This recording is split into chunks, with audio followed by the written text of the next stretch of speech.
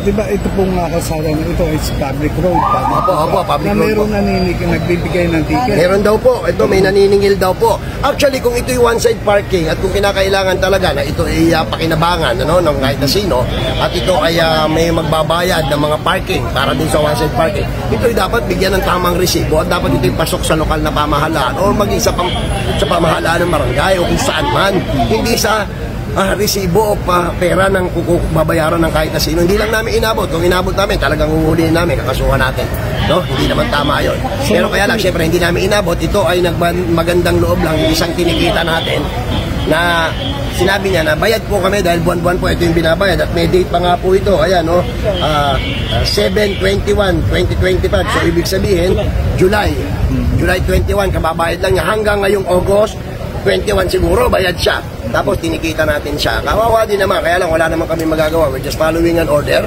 Hindi natin kailangan i-tolerate. Pag mali po, titikita natin. At bilang babala na rin sa kanila. Na sa susunod, alam naman nila, gobyerno ang katransaksyon nila. Dapat hindi ganito ang resibo. Alam naman natin, ang resibo ng pamahalaan ay may nakalagay na OR number. Hindi ito, hindi ganito.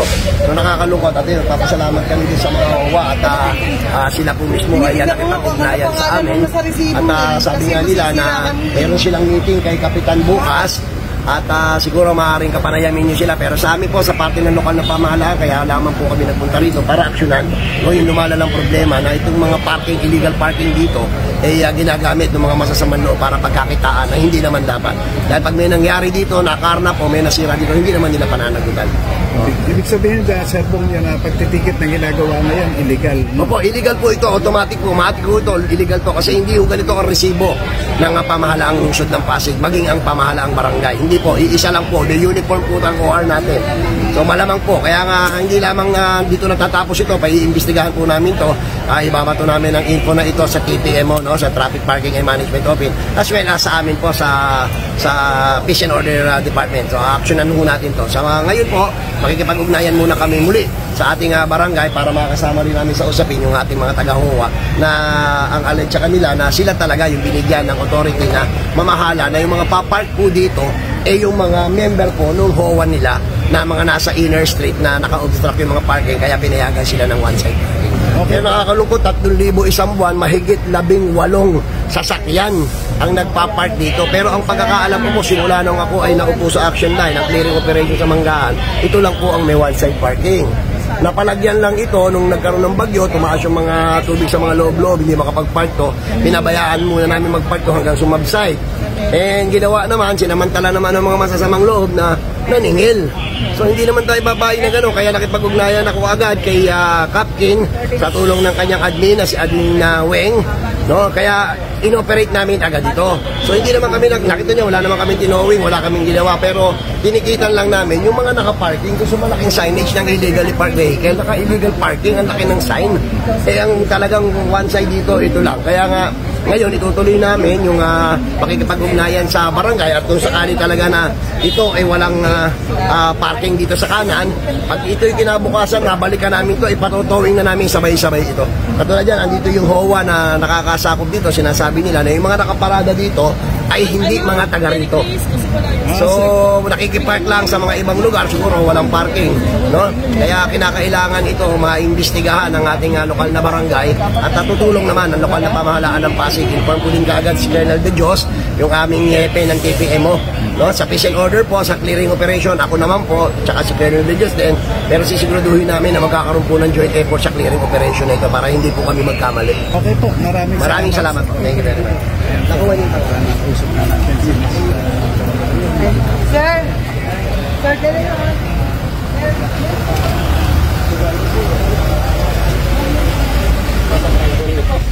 Kasi yung nakukuha na namin hindi pa kami naninigo kami ng kung buwan-buwan ko, 3,000 at 10,000 sila po, may lalaki doon dalawa at tirami, aso, may bahay doon. Yung nga po yung questionable doon sa natandaan niyo, pero hindi po kasi nag-mention yung mga nagbabayad kung sino. Kaya nga ang gagawin po namin para matapos ito, tinanggal namin sa doon, hindi sila pwede mag-stay doon. At yung lahat po ng nandito ngayon na ano, tinanggal lang. At naka-schedule po ako mamaya nga po, alas 3. Kapitan mamaya, mag-uusap po kami at saka ni Admin Wen. Kung gusto nyo kayo sumaglit doon, nandyan po ako para malinaw. Kasi sinabi ni Cap na meron akong inauthorize doon. Dito yan sa kaliwa at pag-ugnayan kayo sa PPMO, sa traffic, sa amin, sa Bureau of Operation. Tayong problema, ibigay namin yan. Hindi naman po namin maayos kasi ang problema po namin dito sa samahan namin. May mga nagpapark dito na hindi taga dito. Kasi kawawa po, ating nagbayad po. Imagine, nagbayad po siya, sa buong akala niya, bayad siya, hindi siya aalit. Tapos suhulihin Ang siya. karamihan Kawawa. po ng ganyan na sinisikip niya, hindi po siya taga dito. Kaya yun po yung problema Hindi lang namin inabot, yung inabot kami, kakasuha namin ng swindling ito. O Kasi ng kadalasan po ng mga economic sabotage. dito, hindi siya taga Kasuha namin. Opo. Ito po, i-refer po ito sa PPM po. Kasi actually kasama namin yung PPM mo dahil yung PPM. Pero syempre kailangan maiparating mo muna sa kanilang effect. Pero sa ngayon po, ako po yung head ng operation nito, no clearing. So dito po ng lahat ng nandito, sa kanan po, pinatikitan ko muna yan. At magkakaroon kami ng konting consultation kay Kapitan, konting usap. Sana kung maka-attend kayo, mas maganda. Para sa mga susunod na operation, makita nyo, wala na rito, dito na lang po meron talagang parking. Kung may one-side parking talaga. Kasi kung may one-side parking, dapat po may ordinansa. Ano po kasi yan eh, bali hindi lang po namin nababalikan doon sa mismong ano, pero bali talaga may Hindi po, pasensya na kayo kasi hindi naman sa hindi ako naniniwala. Kaya lang siyempre, dapat may tabok tayo, meron tayong black and white. So ang amin lamang po, siyempre bilang kayo po ay nagpakilala na OWA at ako kinabay ko na mukha ko naman kayo at sa issue eh. So sa ngayon po, sige po, pagbibigyan namin yung nandito kasi noon pa man, alam ko may one-side parking dito. Pero gusto nga dito namin kuya, yung iba dito, maano na, kasi karamihan po talaga dyan, hindi po talaga taga. Kaya mamaya po, malalaman natin kay Kapitan, kay Admin po. Dapat ito dito nakaparada. Hindi sa makaparada, taga-MR to eh. Ito talagang ano namin. Kasi may nakaparada iba. Katulad yan, nandyan siya, magkikita Ayun yun. nga, kaso hindi sa makaparada dahil ibang parada. So, ganito ang gawin natin. Kung gusto ninyo, pumunta kayo doon, pag-usapan natin nila. Palagyan natin ng sticker. Palibre May sticker na nga po kung kami. walang sticker, hihilahin natin. Itutawin natin, titikita natin. Ganun na lang, ha? So, ngayon, wala po ako sa usapin, ha, ma'am, ha? Ma'am, wala tayo sa usapin. Hindi ko alam ang opinion ninyo. So, ngayon, mag-uumpisa tayo. So, kaya lang kami na-clearing dahil hindi naman namin alam kasi kung ano which is which. So, ngayon po, alam na namin dahil ugnay kami sa barangay, sa PPMO, sa LJ, alam po mga taga-PPMO. So, ngayon po, ang gagawin namin, pag alam na namin na, ito, mayroong ganitong sticker. Dito talaga to. Okay, ito, walang sticker po ito. Ma'am, walang sticker. Pwede ho namin tikitan niya. Tikitan namin sa MMDA, no, contact policy, dahil nilalagay yung ticket. Kahit hindi niya tumusin yun, hindi naman siya makakarinyo eh. Di ba?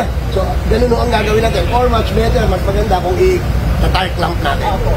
So, ang kailangan lang po, syempre makita namin na may ordinansa po yung one-side parking dito. Para naman yung meron tayong Basta meron kami alas 7. Kasi kaya po din nagulat kami kasi bukas po talaga may operation po dito. Sino? Baka ako sana, makakumbida ko. Pero kung hindi man, ngayon makikipag-usap ako. After nito ko medyo pupunta kami kay Kapitan. Ano ko na rin, baka pwede kipris, pakuha naman yung name nila ma'am para mabanggit ko mamaya kay Kapitan. Ma'am, sa ano ko na lang sa staff ko para verify lang natin. Sige po. Ito, tikitan mo eh. Tikitan na ba to? O sana kanina kayo. Hindi kasi may nakakalang namin. Nakapag-park dyan. Yan ang member namin. Nakaka-alarma to. Kawawang-kawawa naman. Yan na, ang laki po. 3,000 isang buwan.